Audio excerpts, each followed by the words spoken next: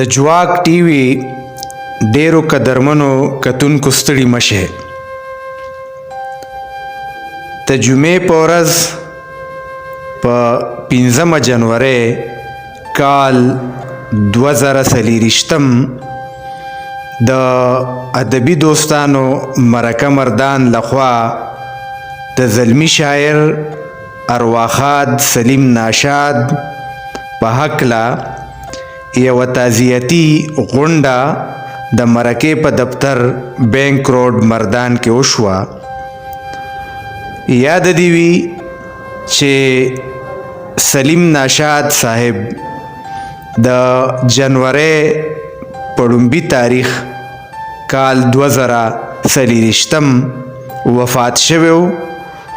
د دې ناڅاپي مرګ نه یوازې د ملګرو دپاره ناقابل برداشت و بلکې د پښتو ادب دپاره هم یوه لویه حادثه او صدمه ده. د دې تعزیتي غونډې صدارت ښاغلي اقبال حسین افکار وکړ او قدرمن ډاکټر محب وزیر صاحب په دې موقع مشر میلمه و. په دې غونډه کې د سلیم ناشاد صاحب ورور طاهر علي او د هغه د چوتي یار منجور خان خصوصي شرکت وکړ. محترم ډاکټر یوسف یوسفزی صاحب هم میلمنو سره ناست و. د هر څه نه مخکې د مرحوم د بخښنې دپاره دعا ولوستې شوه. د دې غونډې د نظامت چارې د مرکې عمومي سیکرټري ښاغلي رخسار علي رخسار ترسره کړې. د تلاوت سعادت ابراهیم ملنګ حاصل کړو او نعت ښاغلي شهاب شاد واورو او نعت ښاغلي شهاب شاد صاحب واورو. د دې نه وروستو د ادبي دوستانو مرکه مردان چیرمین پروفیسر ګوهر نوید صاحب د سلیم ناشاد په ژوند او فن باندې خبرې وکړې. ښاغلیو مهر اندیش او نور الرحمن سحر مرحوم ته منظوم عقیدت وړاندې کړ.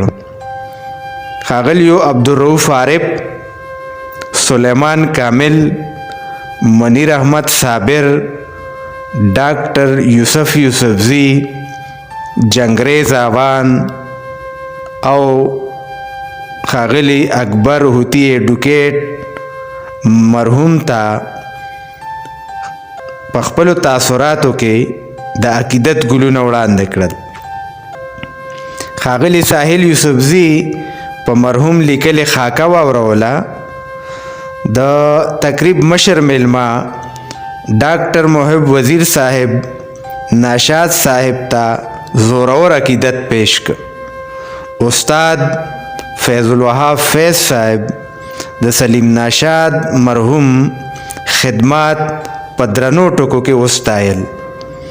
دروند شاعر او ادیب او د دې غونډې صدر ښاغلي اقبال حسین افکار د مرحوم د ژوند او داغه د خوارې په حواله خپل تاثرات او خیالات محفل سره شریک کړل.